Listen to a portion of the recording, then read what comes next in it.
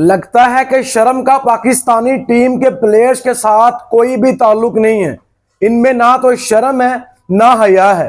टीमें मैच जीतने के बाद खुश होती हैं और पाकिस्तान टीम के प्लेयर्स सीरीज हारने के बाद दांत निकाल रहे हैं, जफ्फियां डाले और जश्न मना रहे हैं कि हम वेस्ट इंडीज से 34 साल बाद सीरीज हार गए। और निकम्मो, आपको शर्म आनी चाहिए थी। जो काम पिछले 34 साल से पाकिस्तान टीम ने नहीं किया वो आपने करके दिखाया। क्या आप सब जानते हैं कि जब पाकिस्तान को आखिरी टाइम वेस्ट इंडीज ने किसी ओडीआई सीरीज में शिकस्त दी थी तब पाकिस्तान की ये सारी टीम पैदा नहीं हुई थी, कोई भी प्लेयर बोर नहीं हुआ था और इन तमाम प्लेयर्स ने आकर पाकिस्तान की नाक कटवा दी है और ऊपर से ये मुस्कुरा रहे हैं, ऊपर से ये खुश हो रहे हैं। मुझे बताएं कि आपने ऐसा कौन सा कारनामा किया है इस सीरीज में कि आप खुश हो रहे हैं। आप तो शुक्र अदा करें कि पहले वनडे मैच में आपको किसी ना किसी तरीके हसन नवाज ने बचा लिया। हसन नवाज और हुसैन तलत अगर पहले मैच में 100 रन की पार्टनरशिप ना लगाते तो पाकिस्तान के टॉप ऑर्डर ने तो मैच हरा दिया था पाकिस्तान को। 180 रन पर पाकिस्तान के 5 खिलाड़ी आउट हो गए थे और उसके बाद मैं दाव देता हूं, मैं तारीफ करता हूं हसन नवाज की जिसका पहला मैच था और हुसैन तलत जिसका दूसरा मैच था। 6 साल 190 दिन के बाद कम बैक करा था और इन दोनों प्लेयर्स ने मिलकर 100 रन की पार्टनरशिप लगाकर पाकिस्तान को पहला वनडे मैच जितवा दिया। वरना जो आपके हालात थे, आपने इस सीरीज में व्हाइट वॉश होना था। आप नंबर 10 की टीम से सीरीज आ रहे हैं, वो टीम जो पिछले 3-4 इवेंट में क्वालिफाई नहीं कर पाई, वो टीम जो 2023 के वर्ल्ड कप के लिए क्वालिफाई नहीं कर पाई, जो चैंपियन ट्रॉफी के लिए क्वालिफाई नहीं कर पाई, वो वेस्ट इंडीज की टीम जो शायद 2027 के वर्ल्ड कप के लिए भी क्वालिफाई ना कर पाए। आप उस टीम से हारने के बाद खुश हो रहे हैं। और यार आपने किया क्या इस सीरीज में? बाबर आजम जो पाकिस्तान टीम का मेन प्लेयर है, जिसको पाकिस्तान में किंग बोला जाता है, बहुत कर लिया बाबर आजम को सपोर्ट। आप मैच हारने के बाद खुश हो रहे हैं यार, आप दांत निकाल रहे हैं। आपको पाकिस्तानी फैंस की जरा भी परवाह नहीं है। सारी सारी रात जाकर हमने आपके मैच देखे और आप ऊपर से खुश होकर हमें और तकलीफ पहुंचा रहे हैं। पाकिस्तान के हारने की तकलीफ कम थी, यकीन करेंगे इस तस्वीर ने पाकिस्तान के हारने से ज्यादा तकलीफ दिया पाकिस्तान के फैंस को। हम तो पहले बड़े अफसुर्दा थे कि कैसे हम 34 साल के बाद वेस्ट इंडीज की टीम से हारे। ऊपर से आप लोग उनको जफ्फियां भी डाल रहे हैं, खुश भी हो रहे हैं, दांत भी निकाल रहे हैं।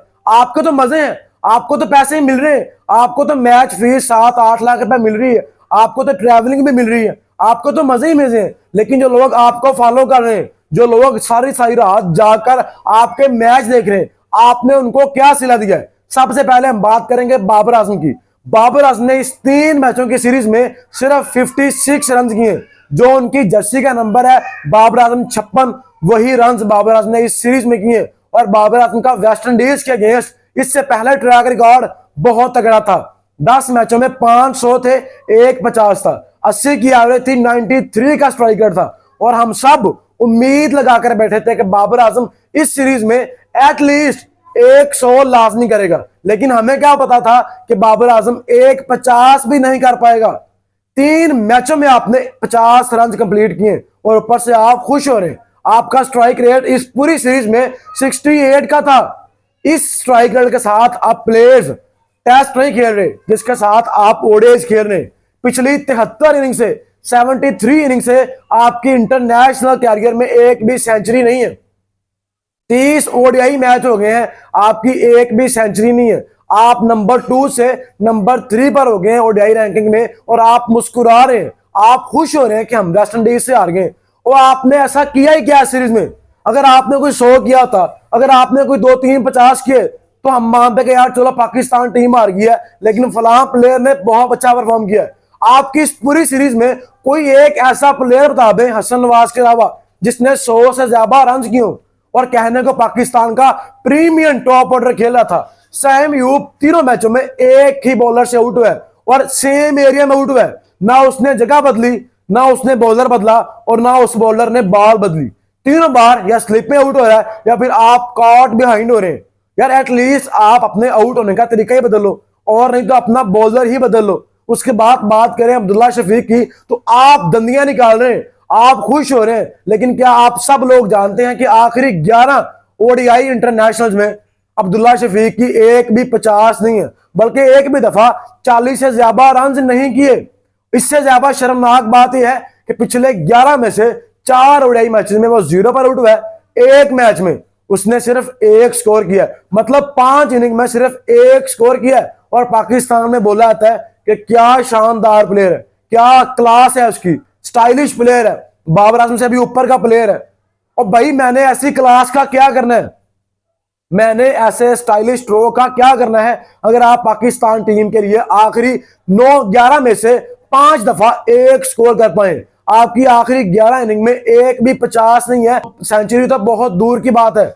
और कहने को आप किताबी प्लेयर हैं, स्टाइलिश प्लेयर हैं। यकीन करें मुझे ऐसे स्टाइलिश प्लेयर की जरूरत नहीं है।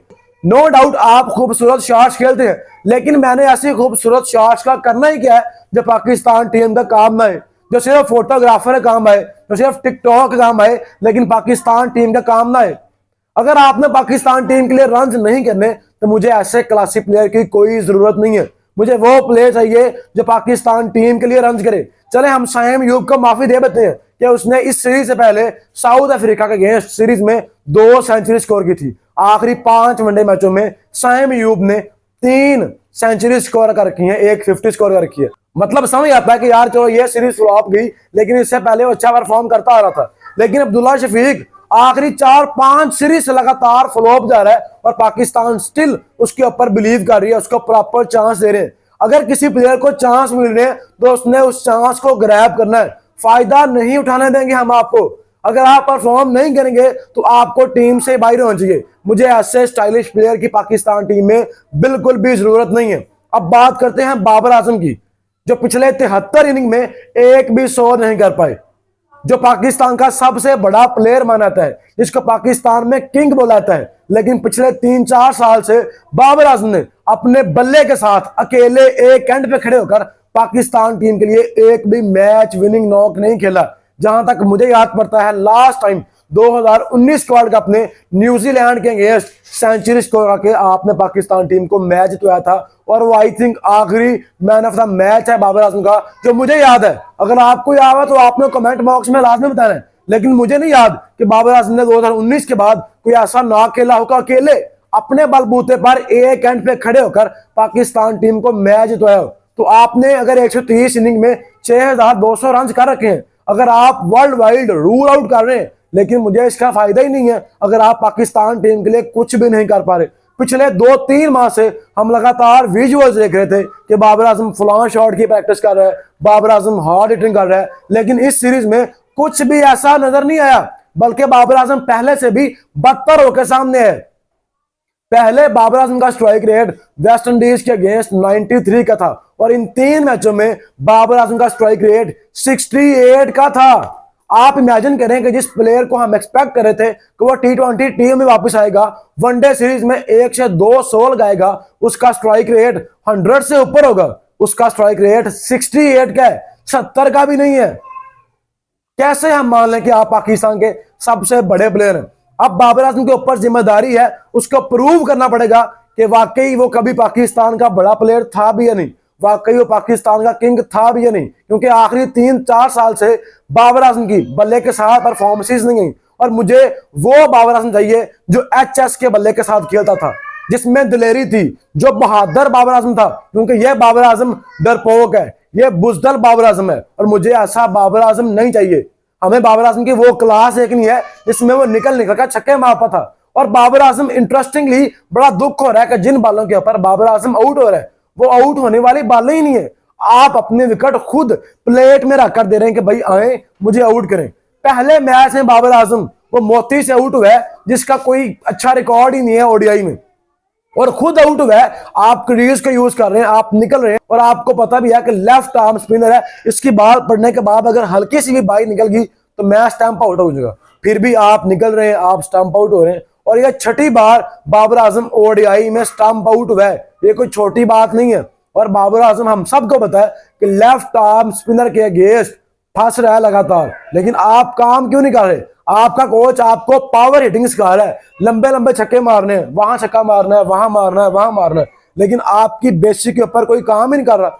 दूसरे मैच में Babar Azam full length delivery पर आउट हुआ है और मुझे याद है ये बाबर आजम जब पीक पर था, जब बाबर आजम बहादुर था, दलेर था, तब बाबर आजम फुल स्ट्रेंथ यार के पर भी आउट नहीं होता था। तो अब बाबर आजम एक फुल लेंथ डिलीवरी पर कैसे आउट हो रहा है? और वो डिलीवरी आउट होने वाली नहीं थी, वो डिलीवरी सीधे बल्ले के साथ स्ट्रेट ड्राइव लगाने वाली थी। लेकिन अगर आप इस पिक्चर को गौर से देखें तो बाबर आजम क्रॉस खेल रहा है, Babar Azam full length delivery को लेग पर लेके जा रहा है। तो आपका अगर सबसे सॉलिड टेक्निक वाला बल्लेबाज ऐसी बेवकूफाना शॉट खेलेगा, ऐसी टुल्ले वाली शॉट खेलेगा, तो आप आउट ही होंगे। तीसरे मैच में बाबर आजम एलबीडब्ल्यू आउट हुआ है। मैं बाबर आजम की इसलिए बात कर रहा हूं कि पाकिस्तान में सबसे ज्यादा उम्मीद बाबर आजम के ऊपर होती है, और बाबर आजम तीसरे मैच में एलबीडब्ल्यू आउट हुआ है। जब आप ऑफ स्टंप पे जा रहे हैं, फिर आप बल्ले के साथ फिर बॉल को लेग पे लेके जा रहे हैं, मसला वही है। आप पिछले 1-1.5 साल से देख ले, बाबर आजम फास्ट बॉलर्स के against, specially right arm fast bowler के against Babar Azam stump out हो रहा है, बाबर आजम बोल्ड हो रहा है, या फिर बाबर आजम काट बिहाइंड हो रहा है। अगर आपको चैंपियन ट्रॉफी में पाकिस्तान और न्यूजीलैंड का मैच याद हो, मैट हैंडी ने 5 ओवर बाबर आजम के पैर पर किए थे, और बाबर आजम से इतनी हिम्मत नहीं हुई थी कि वो इसको दायरे से बाहर फेंक दे। यकीन करें, आप कोई भी बल्लेबाज देख लें, आप शुभमान गिल देख लें जो बाबर आजम के साथ कंपेयर करते हैं, आप विराट कोहली देख लें, अगर पैर पे बाल आएगी वो ऐसी शॉट लगाएंगे, ऐसा फ्लिक मारेंगे कि या तो छक्का होगा या फिर 1 बाउंस 4 होगा, जिन बालों के ऊपर बाबर आजम आउट हो रहा है। ये आउट होने वाली बालें ही नहीं है जिस पर बाबर आजम अपनी विकेट गंवा रहा है। और हमें अफसोस है कि आप पाकिस्तान के लिए अच्छा परफॉर्म नहीं कर पा रहे, और आप बाबर आजम को प्रूव करना पड़ेगा कि वो पाकिस्तान का बड़ा बल्लेबाज था भी या नहीं। उसके बाद बात करते हैं मोहम्मद रिजवान की, जो पाकिस्तान टीम का कैप्टन तो है, लेकिन वो सिर्फ नाम का कैप्टन है। उसके हाथ में कुछ नहीं है, उसके पल्ले ही कुछ नहीं है, उसको टीम खिलाना ही नहीं आती। आपकी टीम में पता ही नहीं है कि कितने बल्लेबाज हैं, कितने ऑलराउंडर्स हैं, और कितने आप बॉलर्स खिला रहे हैं। आप हर मैच में 2 बॉलर शॉर्ट थे। इन विकेटों पर ऑस्ट्रेलिया की टीम 5 बॉलर्स खिलाती रही है, और ऑस्ट्रेलिया सारी दुनिया को पता है कि कितनी शातिर टीम है, कितनी अक्लमंद टीम है, कितनी ज़हीन टीम है। और अगर वो टीम इन विकेटों पर 5 बॉलर्स खिला रही है, तो फिर या हम बेवकूफ है, या फिर आप ये साबित कर दें कि ऑस्ट्रेलिया वाले बेवकूफ थे जो 5 बॉलर्स खिला रहे थे। और पाकिस्तान पिछले 5-6 साल से सिर्फ एक ही वजह से हार रहा है, और वो है ऑलराउंडर्स के ऊपर ट्रस्ट करना, एक बॉलर शॉट खिलाना। लेकिन इस सीरीज में तो हमारे 2 बॉलर शॉट थे, और जो बॉलर खेले थे उनकी तो बात ही क्या करनी, वो भी रन खा रहे थे, वो भी कुटें खा रहे थे। मोहम्मद रिजवान तीसरे मैच में 0 पर आउट हुए, और जब वो आउट हुए, जब उन्होंने बॉल लीव की है, तब भी उनका ऑफ स्टंप नजर आ रहा था। और जब आउट हो गए हैं, जब वो खड़े हैं स्टिल अपनी जगह पर, जब वो शॉक हो गए हैं, जब वो हैरान हो गए हैं कि मैं कैसे आउट हो गया हूं, तब भी उनका ऑफ स्टंप नजर आ रहा था। अगर आपके एक बल्लेबाज को यही नहीं पता कि मेरा ऑफ स्टंप नजर आ रहा है और मैं बॉल को लीव कर रहा हूं, और अगर रिजवान उस बार पर बोल्ड ना भी होता तो एलबीडब्ल्यू पक्का था। क्योंकि आपको पता ही नहीं है कि यार राइट आर्म फास्ट बॉलर की बॉल पड़ने के बाद अंदर आ रही है, मैं उसको लीव कर रहा हूं। बहुत ज्यादा सवाल हैं रिजवान की बैटिंग के ऊपर भी। पहले मैच में अगरचे रिजवान ने 53 रन किए, लेकिन 50 करने के बाद भी रिजवान लगातार 4 बॉल्स डॉट कर रहा है। और इस सीरीज में सबसे बुरा स्ट्राइक रेट अगर किसी बल्लेबाज का है तो वो मोहम्मद रिजवान का है। 42 के स्ट्राइक रेट से आप बैटिंग कर रहे हैं यार। ऐसे स्ट्राइक रेट से लोग टेस्ट में भी बैटिंग नहीं करते। यकीन करें, दिमाग पागल हो गया है, घूम गया है। ये बेसिक चीजें आपको समझा के, अगर आपको 10 साल क्रिकेट खेलने के बाद भी ये बेसिक चीजें समझ नहीं आएंगी, वो छोड़ दें आप क्रिकेट। आपको क्रिकेट की हाव ना होगा पता ही नहीं है। आप ओडीआई में कैसे 42 के स्ट्राइक रेट से बैटिंग कर सकते हैं? और मुझे बताएं कि इस सीरीज में कितना अच्छा परफॉर्म किया है रिजवान ने। टोटल 3 मैचों में 60 रन बनते हैं, और आप पिछले 4-5 साल से नंबर 4 पर खेल रहे हैं। मेरा नहीं ख्याल कि नंबर 4 पर रिजवान फिट बैठता है। आपके पास कामरान गुलाम है जिसने आखिरी 5 इंटरनेशनल मैचों में 100 किया है, वो भी साउथ अफ्रीका के अगेंस्ट 150 किया है। जिस बल्लेबाज ने आखिरी 5 मैचों में 100 150 का रखा हो, आप उसको कैसे किस बिना पर टीम से ड्रॉप कर सकते हैं? और आप बोल ये रहे हैं कि उसकी फील्डिंग नहीं अच्छी। बाकी आपकी टीम में जॉन्टी रोड्स खेल रहे हैं, बाकी आपकी टीम में कौन से ऐसे तगड़े फील्डर खेल रहे हैं जो आपने कामरान गुलाम को ड्रॉप किया है? और अगर आप एक बल्लेबाज को सिर्फ इसलिए ड्रॉप कर रहे हैं कि उसकी फील्डिंग नहीं अच्छी, तो इसमें कसूर उस बल्लेबाज का नहीं है, कसूर आपकी मैनेजमेंट का है, जो एक बल्लेबाज की सिर्फ फील्डिंग ठीक नहीं कर सकती। आप कैसे खुद को एक ताकतवर बोर्ड मानते हैं? आप कैसे खुद को एक ताकतवर सिलेक्शन कमेटी मानते हैं, आप कैसे खुद को ताकतवर कोच समझते हैं। अगर आप एक फील्डर की फील्डिंग ठीक नहीं कर सकते, उसको टीम से ड्रॉप कर रहे हैं। बड़ा अफसोस हुआ मुझे पाकिस्तान टीम की यह तस्वीर देखकर कि हम यहां पर हमारे दिल रो रहे हैं, हमें खाना हजम नहीं हो रहा, हमारा पानी पीने को दिल नहीं कर रहा, हमें कुछ चीज आगे निकल नहीं रही। इतना अफसोस है कि पाकिस्तान कैसे 34 साल के बाद वेस्ट इंडीज से हार गया। और ये वेस्ट इंडीज की वो टीम है जिनसे कोई नहीं हार रहा, जो सबसे हार रही है, हम उनसे हार रहे हैं। इससे ज्यादा शर्मिंदगी वाली बात क्या होगी यार। आपको तो रोना चाहिए था, आपके दांत निकल रहे हैं, आपको शर्मिंदा होना चाहिए था, लेकिन शायद शर्म का पाकिस्तान टीम के प्लेयर्स के साथ कोई ताल्लुक नहीं है। 10-10 साल हो गए आप पाकिस्तान टीम से खेल रहे हैं और आप उस टीम से आ रहे हैं जिससे हम 34 साल से नहीं आ रहे। शायद आप इसलिए पैदा हुए थे कि आपने बड़े होकर वेस्ट इंडीज की इस टीम से मैच हारना था जिनसे कोई नहीं आ रहा। बड़ा अफसोस हुआ, यकीन करें बड़ा अफसोस हुआ कि आप अपने फैंस के साथ खिलवाड़ कर रहे हैं, आप उनको धोखा दे रहे हैं। और इस तस्वीर के बाद शायद आपके फैंस को भी अंदाजा हो गया होगा कि वो गलत लोगों को सपोर्ट कर रहे हैं। हमने बहुत किया है बाबर आजम को सपोर्ट, बहुत किया है रिजवान को सपोर्ट, बहुत किया है अब्दुल्ला शफीक को सपोर्ट, लेकिन अगर ये 3 प्लेयर्स पाकिस्तान टीम के लिए रन नहीं करेंगे तो हमें ऐसी क्लास की जरूरत नहीं है। हमें वो प्लेयर चाहिए जो पाकिस्तान टीम के लिए रन करें, जो मैच विनिंग नॉक खेलें, जिनको अपने 100 अपने 50 की फिक्र ना हो। तो इस तस्वीर ने पाकिस्तान की सीरीज हारने से ज्यादा दुख दिया है। दोस्तों आपको क्या लगता है, क्या पाकिस्तान टीम को मैच हारने के बाद ऐसे दांत निकालने चाहिए थे, क्या ऐसी मस्तियां करनी चाहिए थी, क्या ऐसा खुशियां मनाना चाहिए थे? इसके ऊपर आपकी जो भी राय है, अपनी राय कमेंट बॉक्स में लाजमी बताएं।